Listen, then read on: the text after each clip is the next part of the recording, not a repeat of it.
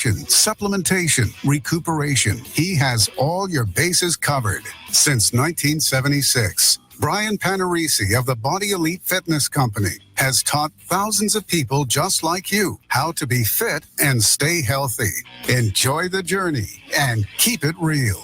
Now, here's your host, Brian Panarisi. And we are back, ladies and gentlemen, for another Keep It Real show. My name is Brian Panarisi. You're listening to WSMN. This is the Keep It Real Health and Fitness Show.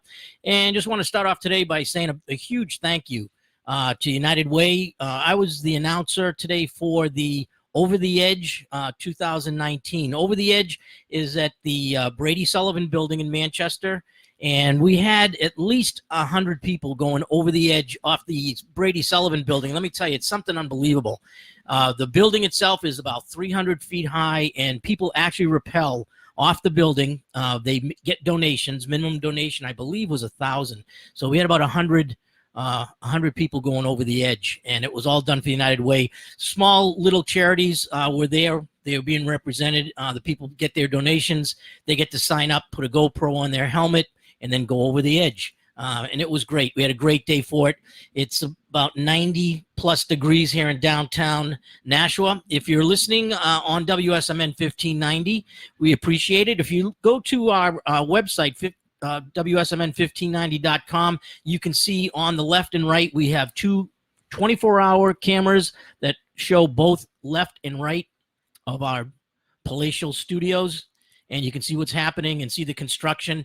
You got to be careful. There's a lot of construction going on here now. I actually came in by Broad Street, so I missed some of the construction on Kinsley today. So today we are talking bodybuilding. And as you guys know, it's one of my favorite subjects. And we have some people here that I've mentioned before in the past. We have Eric Langlois, who is the trainer at East Coast Muscle. Just came in. Did you do legs today? I'm just kidding. I found the traffic on exit 5. There you go. So Eric is an IFBB pro bodybuilder, and he's also a trainer. And he trained. He had two people that have just recently competed, and I want to get from his perspective today. We're just going to get his perspective on what it's like to actually train somebody for bodybuilding. And the point I'm trying to make to most of the listeners today, Eric, is that just because you lift weights doesn't mean you're a bodybuilder. You know, women all the time will give, I'm sure you've heard it. I've heard it for 43 years. Women say, I don't want to lift weights because I don't want to look like a man. Guys will say things like, I don't want to get too big. And I told them if it was that easy to get big and I lift, 3-4 times a week, I wouldn't be able to fit into a building. So it's not that easy. It's a totally different ball game. I can dribble a basketball. That does not mean I'm good at lacrosse. Right? They're both sports. Right. So as a trainer, to train the two guys that went in, what's different from you doing it yourself? Your own body when you have to deal with somebody else's. That's the biggest, I would say the biggest not problem, but the biggest concern is I know myself very well because I've dealt with myself over the years. So now I have two people in front of me who are both totally different people by, Ross is much different than Mike, different ages, different body types, different everything. So I have to take each one of them individually and focus on them by themselves. So when I deal with Ross, it's all about Ross. I block out everything. I block out myself. I block out Mike. I block out everybody. I worry 100% about him. And then in the next hour, Mike could come in and I have to do the same. So you have to it's like shifting gears in your brain. It's totally different. 100%. Okay, good. So when you first start with a person, do you have to get into their head?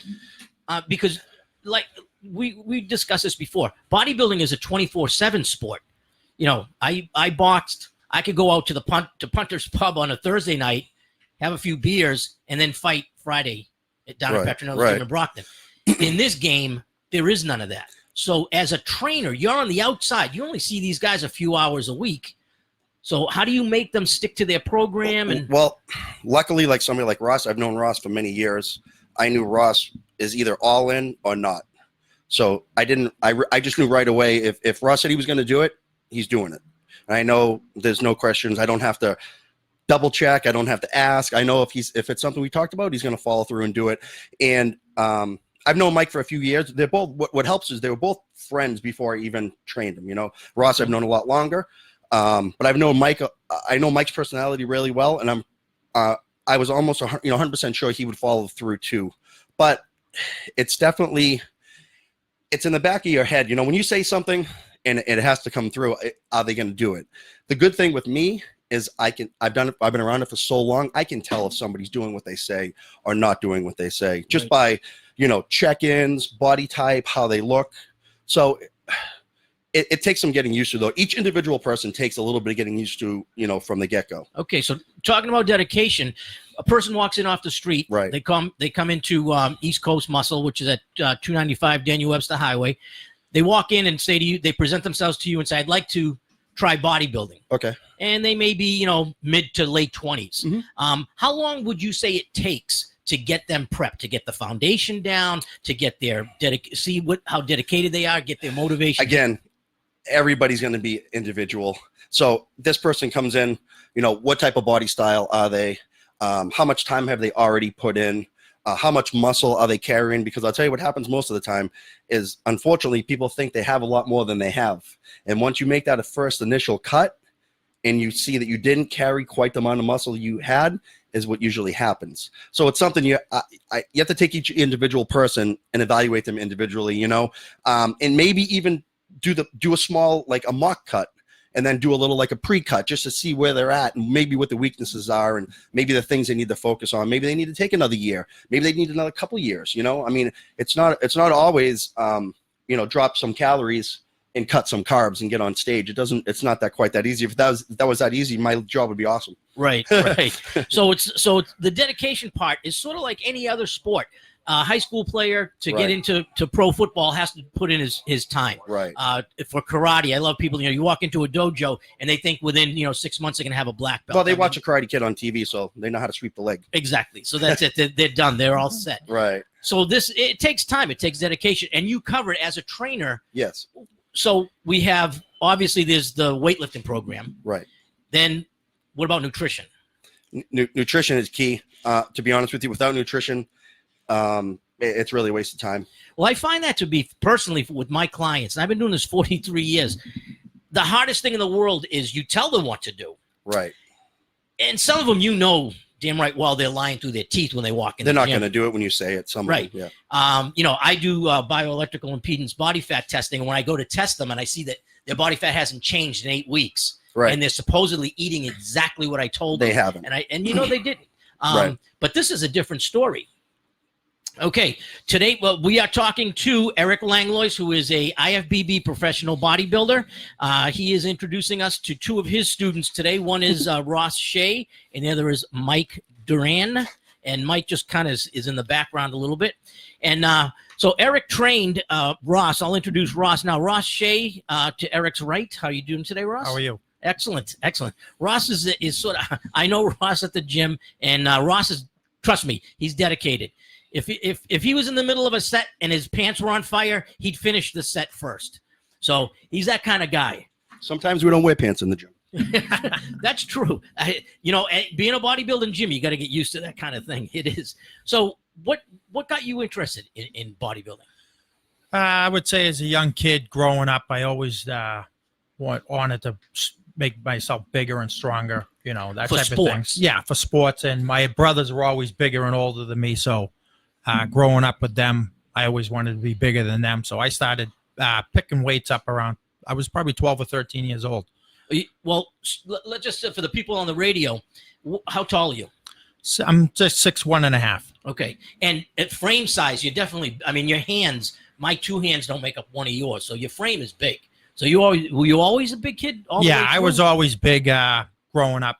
I was always, I think after 7th, 8th grade, I was probably, getting up to close to 200 pounds at that point. So, wow. Okay. So yeah, did you play like 9th? Yeah, 8th, right. 9th grade. And you played football? Yeah. What position? I played D tackle and D end. There you go. Okay. And I actually played for the Granite State Warriors also. Oh, good. Yeah. Okay.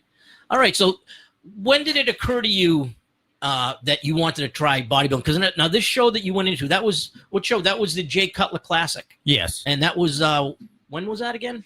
It was April 28th. Okay. And was that your That was not your first show. No, I've done several shows. As I did a bunch of teenage shows. I did Mr. New England, Mr. Massachusetts also. Several shows. Mr. Northeast as a teenager, Mr. Boston, Merrimack Valley, Mr. Cape Cod. Okay. A lot of shows. So you've done the shows. What I want to do is now I got to ask the question because you are married and your wife didn't want to come in, which is okay. I'm not going to hold that against her. But it's not easy to live with a person who's doing this. I mean, Eric, we talked about that before because your lifestyle it has to be about you. Yeah, it's funny you say that. I was just on vacation with a couple of people, and they tell me they were starting a diet. And I said to them, and I say this to everybody, I honestly think the only way you can diet and do it right is you got to be a selfish person. You got to be selfish. It's got to be about you. If you make it about everybody else, what ends up happening is, oh, I want to go out for a pizza. You got to say, no, I'm eating this. This is what I'm eating. If you don't do that, then you're going to fall off and you will never get to the point you want to be. If you stay dedicated to what you want to do, it's going to be about you. It is a selfish thing. Bodybuilding is a very selfish thing because it's extreme dieting. And you got to say no to people. Like my wife's good because she diets too and eats the same stuff I do. If you had somebody that wasn't eating and doing what you're doing, I think you'd be in divorce court. Yeah. Well, it is. And with all the dieting, you're not the most pleasant person in the world either. I would think it'd be a little tough to get along with a person that way. The way Eric had me dieting, I wasn't as when I was younger, I did a strict diet for a shorter time. I was miserable. He had me doing a long 20-week diet, which was slow, and I didn't have that overwhelming, like, oh my God, I got to lose 30 pounds right away. It was a slow roll. So we did 20 weeks, little at a time. Each week he'd look at me, give me some adjustments. And it was amazing because each week he did an adjustment, I'd lose 2 pounds, that type of thing. And then nice and slow and easy. You're listening to Ross Shea. We're talking bodybuilding today. His trainer, Eric Langlois, is also here. And Eric, I just want to ask you a quick question. So when Ross came to you and told you wanted to try the Classic, so did your blueprint out?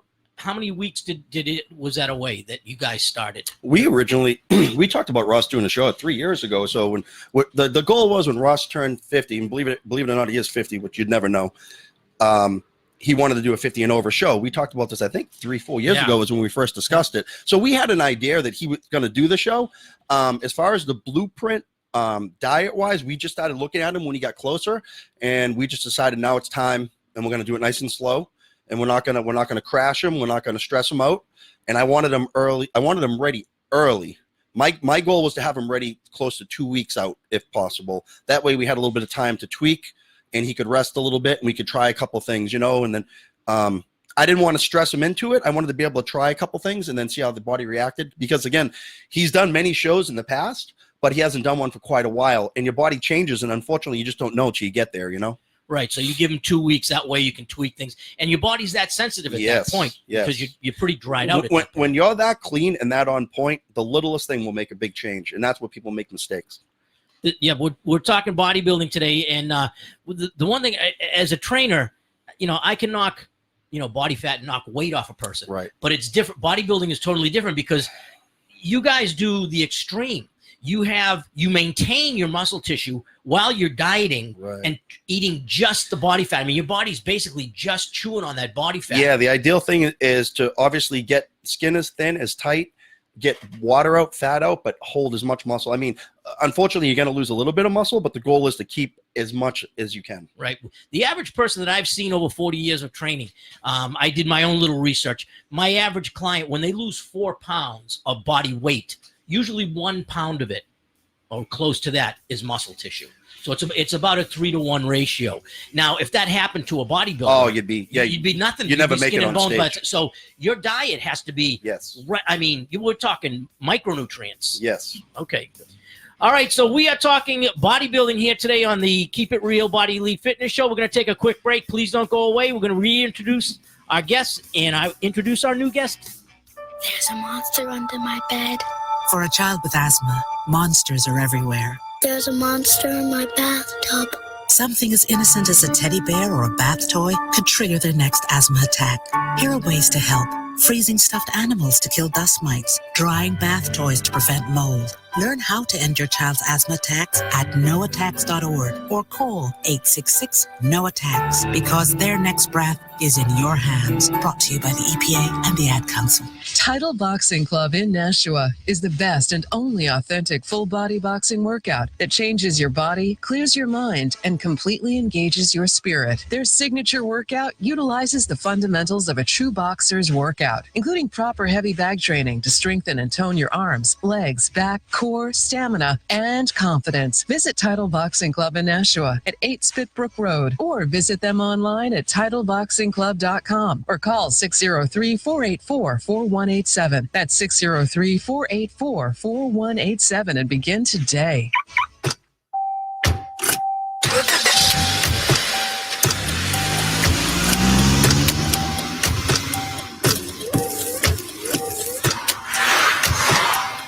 Driving has a rhythm all its own. Don't wreck it with a text. Before you get behind the wheel, silence your phone. Or better yet, designate a texter.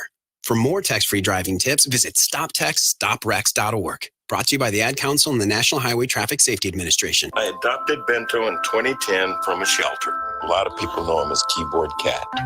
That's just one adoption story that started at a shelter. Visit theshelterpetproject.org to find a pet near you. Brought to you by Maddie's Fund, the Humane Society of the United States, and the Ad Council. Hi, it's Lisa Rick with the Not So Legally Blonde Show. Listen to me live on Tuesdays, 3 to 4 on WSMN 1590. We want you to love your smile. At Dr. Yanetti's Dentistry, we offer full-service family dental care with a gentle touch. Whether this is your first time to the dentist or you're looking for a new practice in your area, come on in and enjoy our relaxed atmosphere and highly trained professional staff. Call today at 603-635-2146 to make your appointment. Once again, that's 603-635-2146 and make your appointment. Mention this ad and get 10% off.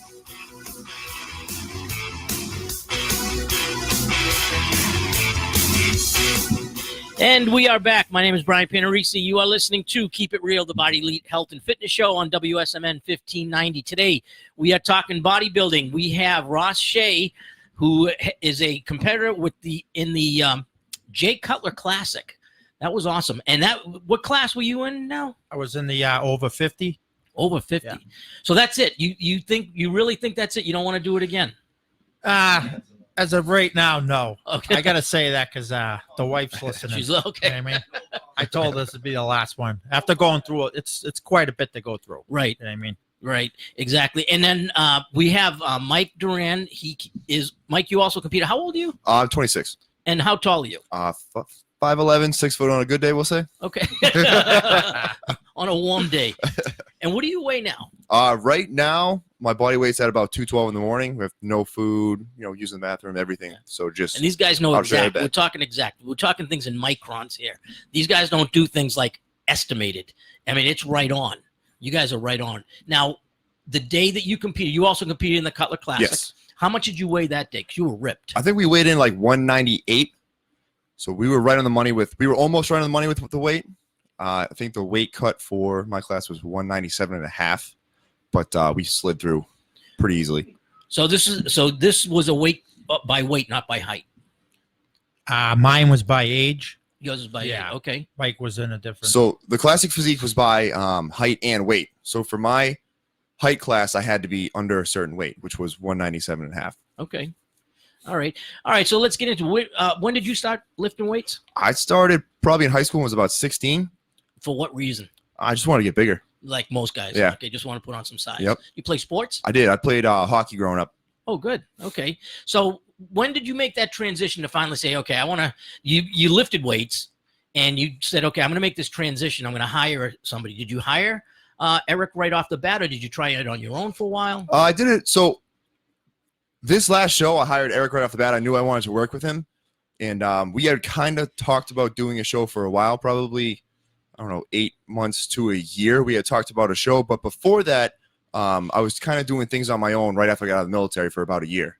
Did you lift while you were in the military? I did. That's any actually instruction? That's where I started competing, was in the military. Did they have trainers there for you, or you just did it on your own? No, I did it all on my own. So everything that I learned from YouTube, reading things online, things like that. Okay, so now let's talk the big difference from when you guys did it on your own to when you hired a trainer. Because again, you go to any gym, Planet Fitness, Best Fitness, anything around here other than East Coast Muscle. I mean, East Coast is definitely a different gym. Don't you guys agree? Absolutely. Yeah. It's an atmosphere that just even if you don't like to lift. I have my female clients that I got from another gym that lift there. They love it there. They absolutely love it. There's something, it's infectious. The way you guys train, the dedication, that's all people talk about. We're not talking, who broke up with who and all that other kind of stuff that you get in other gyms, Yeah, I think when you're down there, East Coast Muscle, it's a little different because the people that are in there working out are taking it serious. We're not talking about what's going on outside and all that stuff. A lot of people come into the gym. It's a social event, and there, people are in there, take it serious. They know when you come in, you look around, well, these guys are serious, and the stuff's not brought in. Right. Serious but friendly, because my client, I had to leave her there one night. She called me at 7:30, said, those were the nicest guys. They were showing me how to do stuff on the treadmill, and, which is nice. I mean, you want people to feel comfortable while they're there. I must have been there. Yeah. Yeah, I think she mentioned you. All right. So what would you say? Let's start out. Because there are guys lifting and listening right now that lift weights, that try to make their muscles grow. First of all, bodybuilding isn't just about size. We'll get into that with Eric later. What was the difference when Eric got his claws on you guys? What was the difference, the biggest difference? Was it the workout or was it the dieting? The diet. The diet's everything. You think, okay, what separates the guys that look like we do and the guys, just average guys walking around is definitely the diet. Because you go into a gym, there's hundreds of people lifting weights, and a year later you look at them and say, you've still been in here 5 days a week and nothing's changed. The reason it hasn't changed, and I can tell you right now, is the diet. It's 100% the diet. There's no other thing to it. If you're not taking in enough protein and you're not eating frequent enough, you're not going to put on the size. I don't care. You can lift for the rest of your life. You'll change a little bit, but you're not going to change drastically. And that's all because of the diet.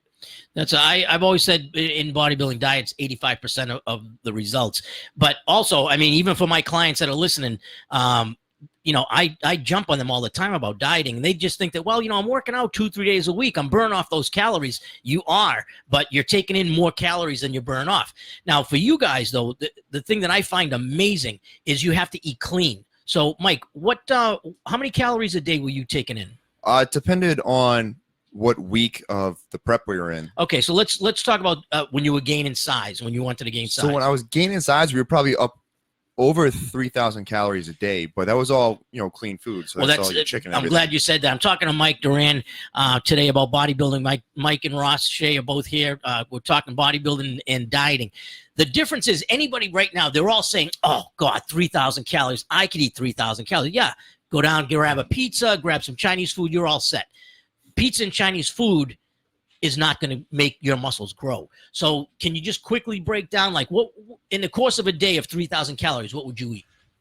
So my breakfast would usually start off with like a cup of oats. I do either a dozen eggs, banana, oatmeal, peanut butter, chicken, rice, beef, sweet potatoes, and then more eggs. But it was broken up between 5 to 6 different meals.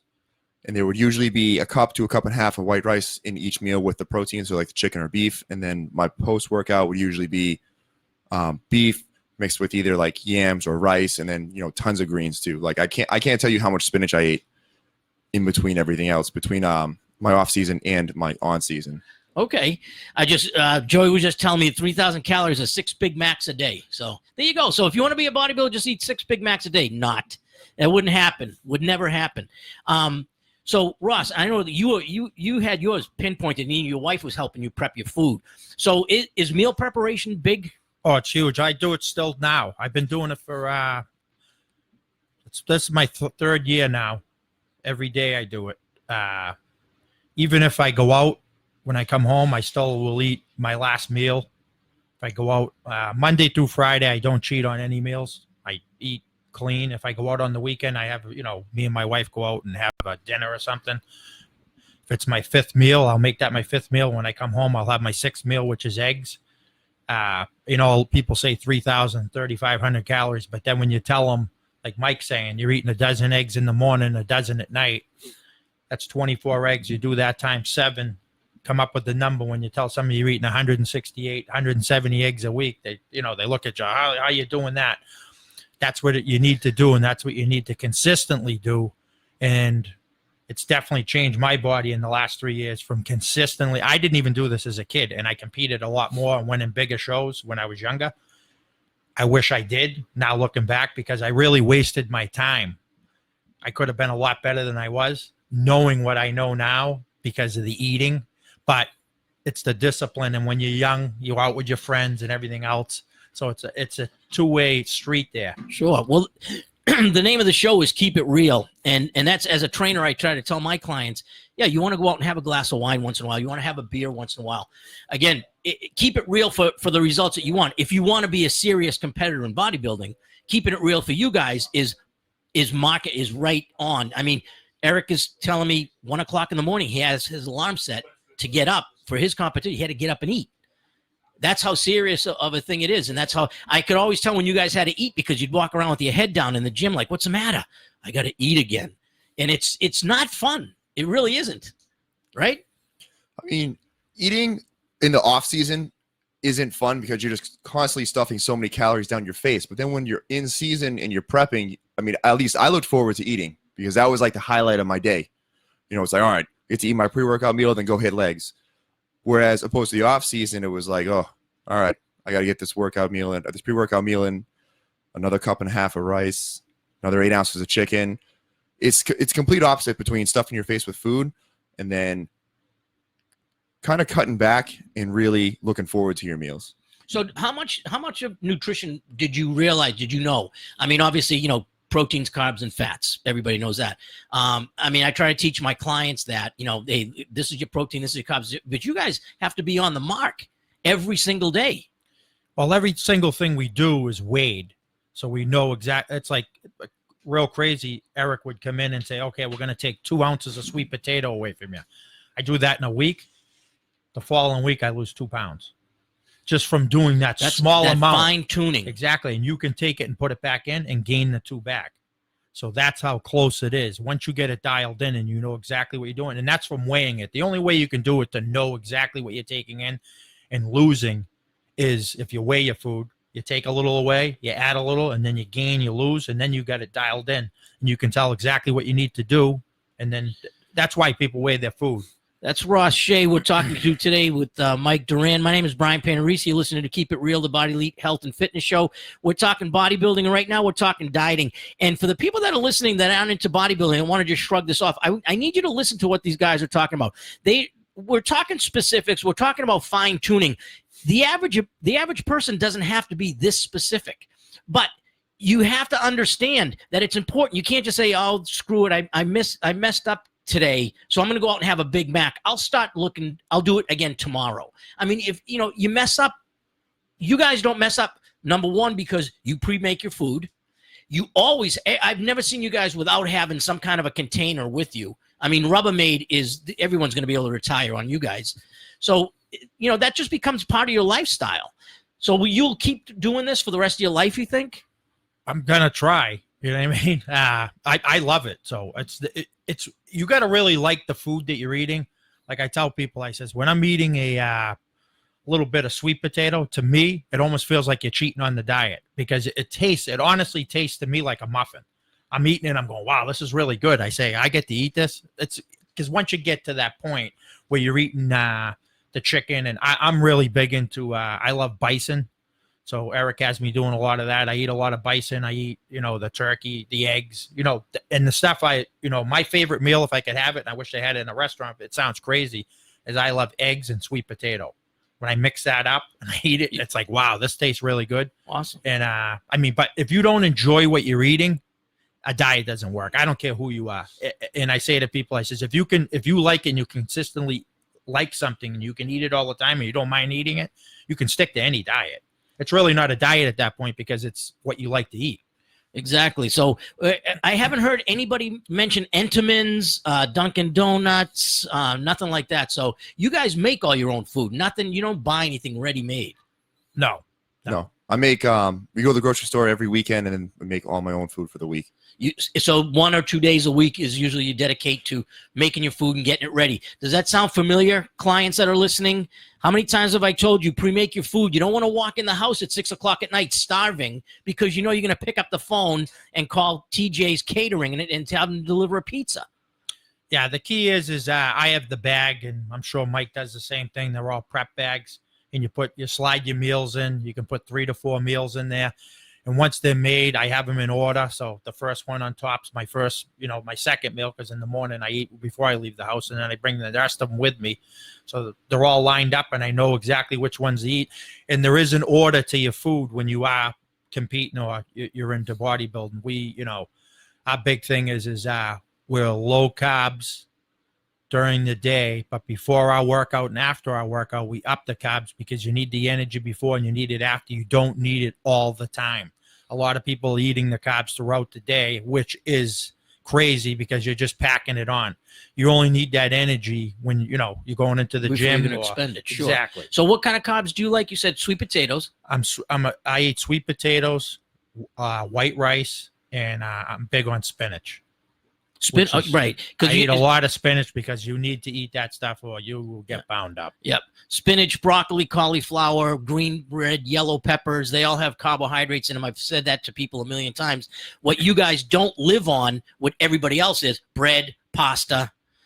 Those are the things that just fill you up. Yeah. I mean, muffin, no. Why? There's no need. Again, food is fuel. And you guys, when you look at your bodies, you can see, okay, these guys you're eating like nitro, because your body uses every molecule of food that you eat. When you look at the average person walking down the street, especially if they're, most people today, it's sad. I see them walking around in the grocery store. Take a look at someone in the grocery store. When you see someone who's out of shape, look at their cart. Doritos and Jacks and peanuts, cereal, things like that. There's no need for us to eat that kind of processed food. No, and you can tell the difference when you go in the store because when I put my stuff on the thing, somebody makes a comment every time. They go, "Oh, wow, you really eat healthy," because you stand out from what everybody else is eating. There's not one thing on my cart. If my wife grabs something and put it on, I point out that it's not mine. So she has to take the brunt of it. I says that. This is hers, just to let you know. My name is Brian Panarisi. You're listening to Keep It Real, the Body Elite Health and Fitness Show on WSMN 1590. Today we're talking bodybuilding. We're sort of beating up diet, but diet is everything, and that's to the average person, and it's to the bodybuilder. To the bodybuilder, it's 85% of what they look like up on stage. And today we're talking to Ross Shea and Mike Duran about their dieting. Now, let's go over so I like that you brought up the fact that, you do your carbs before you work out. So, Mike, what would you eat before a workout? Before a workout, I would eat probably a cup of white rice and then 8 ounces of chicken. I'll do half cup of spinach, and that'll be probably an hour before I train. So I'll eat that, wait an hour, let that digest. And right before I train, right when I get to the gym, I'll have 2 rice cakes with a little bit of raspberry jam. Okay. Now, did that take you a while to learn to do that, or was that something that you always did? I want to say it's something that I've always done, but it's something that I've paid more attention to recently. Right. Okay. All right. And Ross, what do you usually do? I know you usually do a pre-workout drink. I usually see what your pre-workout drink. I have a pre-workout drink. My pre-workout meal is white rice. I have I cut up 3 dates.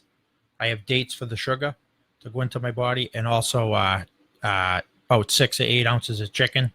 So when you guys are eating clean like this, can you feel the difference before that workout when you eat those carbohydrates? Because carbohydrates, they hold about 2 grams of water for every gram of carbs that you eat. So do you actually feel that rush? Absolutely. Big time. So, okay. So if you're listening at home and people ask me all the time, what should I eat before I work out? Did you hear it? There's going to be a quiz after this. But the idea is that's the only time these guys really go with, if you're going to have any kind of sugar, fruit, or jam, that's what you do. My name is Brian Panarisi. You're listening to Keep It Real, the Body Elite Health and Fitness Show. We got one more segment to go. Don't go away.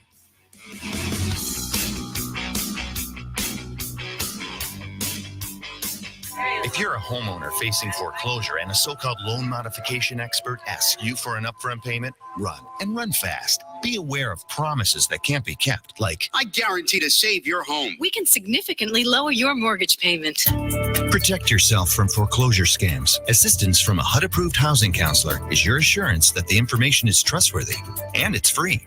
Visit www.hud.gov/fairhousing. A message from HUD in partnership with the National Fair Housing Alliance.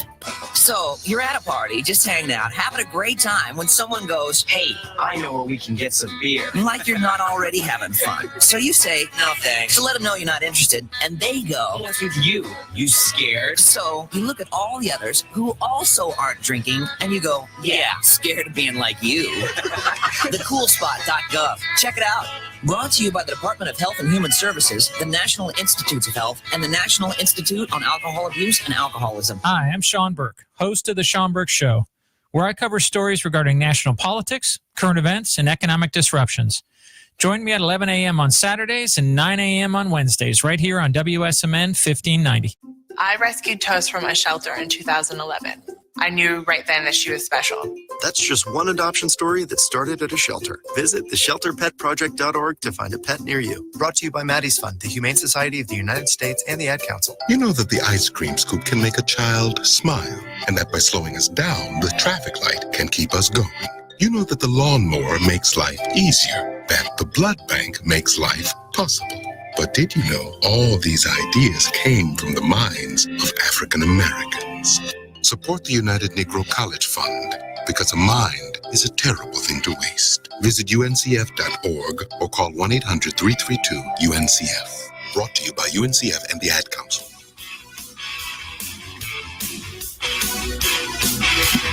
And we are back for our final segment of Keep It Real, the Body Elite Health and Fitness Show. My name is Brian Panarisi. I am trainer for the Body Elite Personal Training Company. I've been training since 1976. Long way, long time. Today, I'm talking to three guests, actually, about my favorite subject, which is bodybuilding. And the only reason I like bodybuilding, to me, bodybuilding is sort of the epitome of what every single person does when they walk into the gym, to some degree. Bodybuilders are the extreme.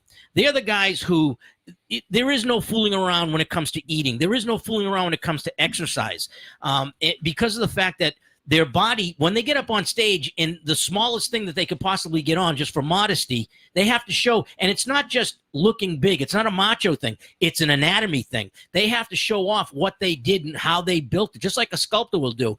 And they have to be cut.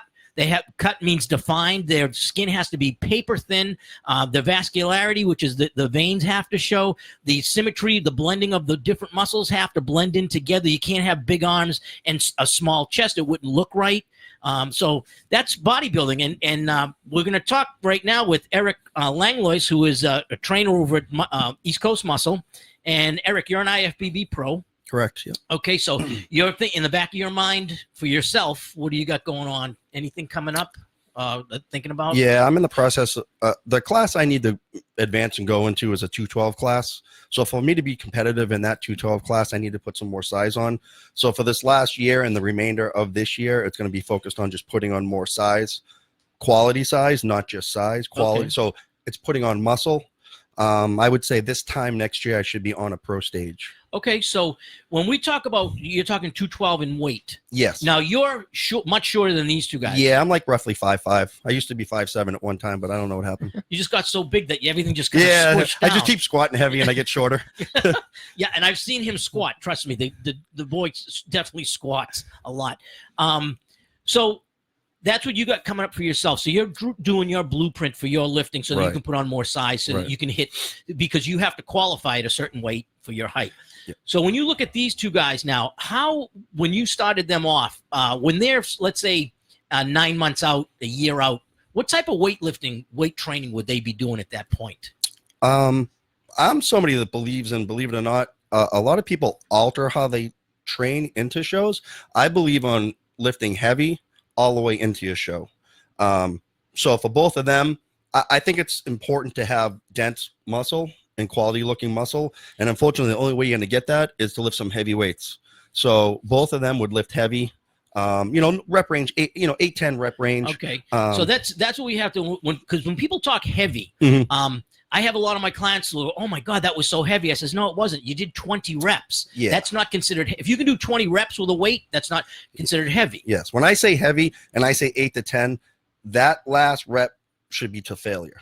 So those 8 have to be true 8, or that 10 needs to be the right. And if it's not, you need to add some weight. So basically, if you're listening at home and listen to what these guys are talking about, so when you're counting rep 1, 2, 3, 4, when you get to rep 8, it's basically you can hear ringing in your ears. Rep 9, it feels like your eyeballs are going to pop out of your head, and by rep 10, your cheeks have exploded because you can't do any more. Right. So that's heavy. Yeah, not just 8 because I said 8, 8 because that's all you got.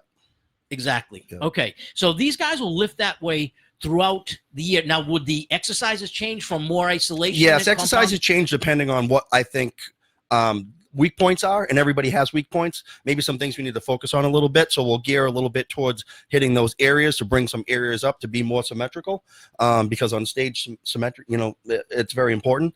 So we'll focus on some of that, and then as we get really close, we'll do a lot of get into some holds. And then even in between sets, hitting poses, blood in, and then just try to get all that in there and get tight. So Arnold said it. He made it very, very popular, the pump. Yes. Yeah, it's important. Yeah. And so can you just describe like what happens, when these guys, like, do you know, like when you're training Mike or Ross, and they're doing a certain body part, can you tell if the body part is responding? I could tell by looking at it as far as fullness, roundness, even color. I mean, if you're hitting a muscle, it should be turning red. You should be blood. It should be engorged with blood. You should be able to see it happening. You should be able to see that pump, and they should be able to feel it. I mean, when I say I've been to the point where I think things are going to rip. I've had pumps where I think my arms are going to split, things are going to break, and that's when I know I'm where I need to be. Okay, we're talking to Eric Langlois. He's an IFBB pro bodybuilder and trainer of Ross Shea and Mike Duran. Mike, so the pump, how's it feel, brother? Oh, it's awesome. It's the best feeling in the world. It is. It is. I always say it's better than sex. I'm sorry. and that's what sucks too. When you get to the point where you're cutting carbs, you lose some of that pump. So it's tough you mentally have to stay focused on what you're doing, because you don't have that off season pump when that cut season comes. And I'm glad you brought that up. This is such a psychological sport. Oh. Not that all sports aren't psychological. Yes. The little bit that I did, which is minuscule, it was Boy Scouts compared to what you guys are doing. When I did it in the 80s and I was starting to cut up for my show, which I did incorrectly, I lost too much weight, and I thought I looked good, and people would come up to you and go, geez, you're looking small. What's the matter? And it would just mess with your head and go home and cry. It'd be like, what are you talking? You've been sick? You get small. Well, you get that death face, it doesn't look good. Yeah. It does. I mean, it's scary looking how thin people can get. Yeah. So Mike, when Eric is pushing you, does it help compared to when you used to lift on your own? I mean, how much better is it when you have someone standing right there that's rooting you on and getting you through a set? It's 100 times better because you have, like you said, you have somebody there that's pushing you through the set, and you also have somebody there to spot you. So I've trained by myself for a long time, and having somebody like Eric or Ross or Brian in the gym, having them there to push me through it or help spot me, it helps give me that confidence, that mental confidence to push it a little bit harder and really get the full workout in, the full routine. Because you know that every set has to go to the end. Right. I've described people, doing a set is sort of like walking down a long corridor where there are doors, and the first door that you meet up with, it's sort of like, oh, you're getting that tingling sensation. The second door is, wow, it's really starting to get warm. By the third door, your muscles are starting to shake a little bit. They're starting to stutter. The movement is incomplete. By the third door, by the fourth door, you're having a hard time, and somebody can actually help it when you get stuck at that sticking point. But then you hit that wall. There's a cement wall at the end, and I've seen the pros out in California, they go through that. That's when they start counting their numbers. Yeah, I take it to the point where I don't think every set matters. Every rep matters. Every single rep. That's dissecting. If you're gonna do an exercise from the first rep to the last rep, better count. It's for a reason. When I train, it's for a purpose. Everything has to matter. Every single test. Every rep. Every rep. So something interesting that we were just talking about, like injuries. So you have to listen to your body. It's important. And I'm a lot smarter now. I've done it for a lot longer. When I was younger, I make it to the point where I was like, I can work through this one. I'll be okay. Now I know if I feel something that's not right, I'm going to stop. So when these guys, so that's it, good for yourself. And again, it's tough when you're on the other side of the fence and you're watching somebody do it. Right. And they say, you got a little bit of a kink. I mean, do you get nervous when somebody says something like that? I do get nervous, but like I said, being more mature, if I'm training with Ross or Mike and they said something's wrong, this doesn't feel right, stop. I don't play those games where, come on, tough through it. Yeah. I know enough now that if something's not right, both these guys have been doing this long enough, they're not going to say it unless something's really going on. So they know their own bodies by now. Yeah. Okay. All right. We're talking to Eric Langlois, Mike Duran, and Ross Shea, who's hiding in the back, about bodybuilding. And these guys all prepped for a show. In April, there was the Cutler Classic, which is a big show. I mean, Jay Cutler is sort of a local boy, and he's the man. He was Mr. Olympia. I mean, that's it. That's the top. Now, how many times did he win? 6, I believe. 6. Okay, I thought it was 4.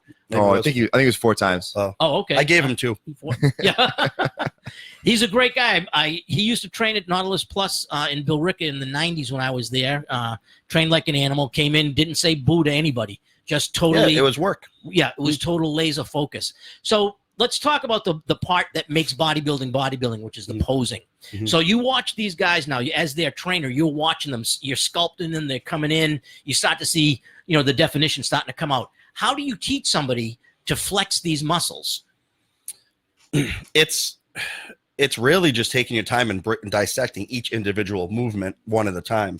Like if we're going to hit a side chest, we need to hit that side chest. And believe it or not, even hand position and shoulder position depends on a particular person. I mean, if somebody has a really good rear delt, then they want to pop that rear delt. They want to show it. Some people have, narrow, then you're going to have to get a little wider. So you have to train each person as far as even posing to show what they're good at and what's good on them and hide what's not. Okay, so first of all, there's mandatory poses. There's mandatory poses. How many mandatory poses? Each of them had they're in 2 different classes. Ross had I think 8 mandatories in Ross's, and yours was less. I think I had 5. Yeah.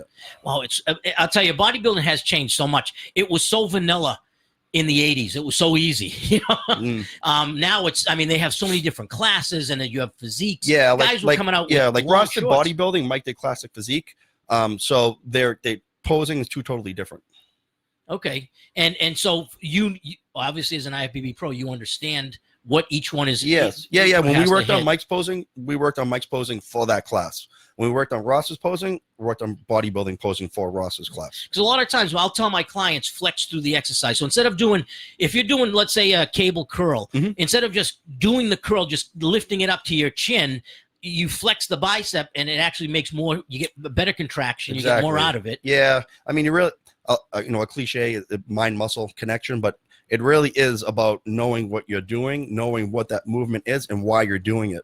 You need to know why your bicep is moving like that, how to move it like that, what's the purpose, and then get that in your head and think about that as you do it. Now, something I heard you teaching both these guys, I heard you tell them while you would take them to their workouts was hold that. And so at the peak of their contraction to hold it for a split second, as if they were on stage posing that specific muscle. Yeah, we do that a lot as we get closer to the show. Even some of the exercises, like like a pull down, kind of mimics like a rear double bicep. So I would say, act like you're on stage right now. Think about the crowd behind you. Do that set and hold like you're on stage. So for those listening at home that actually don't do bodybuilding, again, we're talking about making the muscle work. So everybody knows, if I said to anybody out there, flex your bicep, I think there's not a person in the world who doesn't know how to flex their bicep. Right. But if I said to you, flex your right lat, I think people would have a heck of a time doing that. But when they're doing a lat pull down, which is not a lateral, it's a latissimus pull down for the latissimus dorsi muscle, to hold that at the bottom, to identify with, oh, wait a second.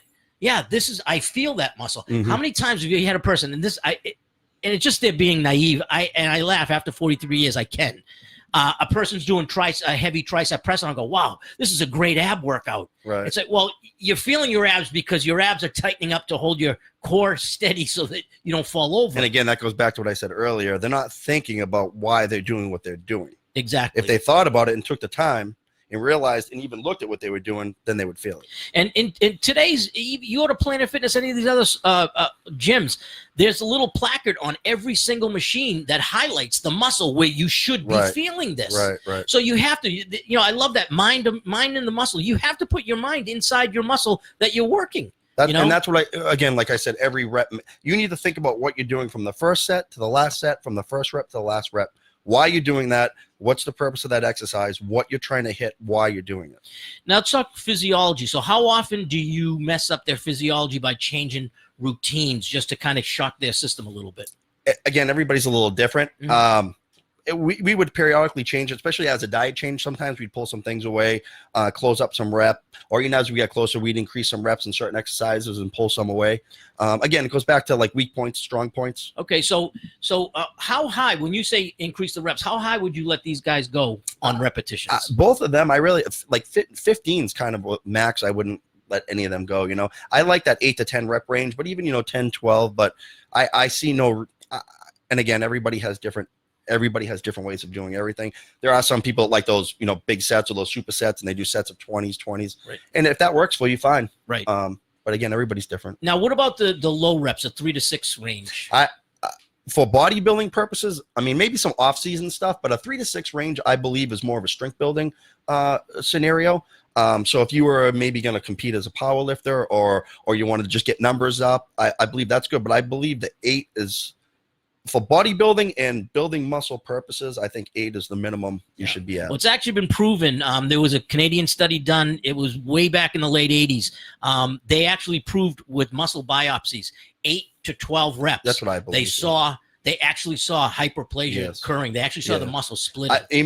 I know for myself, like that 8, for feeling it, that's what I need to be at. But if I wanted to say I wanted to deadlift and get up a big number, well, then I would change my routine. But so what does that help you? So if you got your deadlift up and then you wanted to deadlift for reps, that would help you bring up your weight. You could start a scenario or a cycle where you're gonna get your weight rail up and then bring your reps in and then do that, and then so you'd start with no volume and then throw volume in.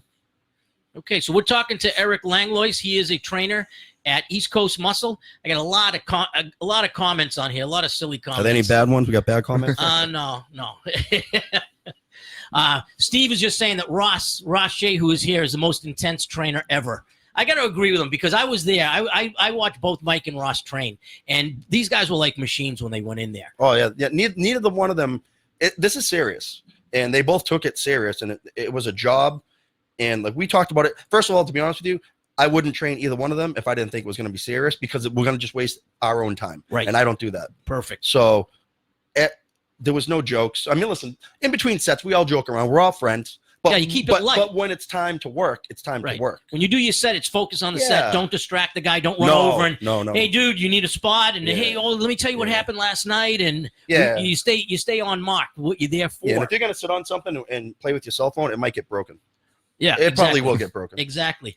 So these gentlemen all work out at East Coast Muscle. East Coast Muscle is on 295 Daniel Webster Highway in Nashua, across from the Pheasant Lane Mall. Come on down. If you come down and mention the Body Elite Keep It Real show, you will get a 2-week pass. Steve Mullen, owner, will actually give it to you himself. Probably autograph it. And he may shake your hand. He may shake it. He could actually sponsor you, from what I understand. That's what I've heard too. Sign the contract. Right. Sign the contract. Sponsorship is in order. But today we were talking bodybuilding. I hope you enjoyed the show. We were talking dieting. To me, again, it just dieting is everything. And dieting is everything. And listen, dieting is everything. Whether you're doing bodybuilding or if you just want to get in shape, dieting is everything. And you don't have to be a bodybuilder to just want to be in shape and want to be better. You could go to a gym. I train people who just want to be better, and they do great, and I have fun doing it. And I also train people that want to get on stage. Everybody's different. It's not a big deal. Exactly. That's the keep it real part. That's why we're trying to, tell people you don't have to be you don't have to be Spartan. Nope. Only if you're going to get up on stage, you have to be Spartan. If you don't, you don't have to worry about that. If you just want to lose some weight and look good or be healthy or want to live longer and play with your kids, that's fine. It's fine. Yeah, keep those numbers. Go get your blood profiles done and see what happens. Yes. My name is Brian Panarisi. You're listening to Keep It Real, the Body Elite Health and Fitness Show. We were talking today with Eric Langlois, Mike Duran, and Ross Shea.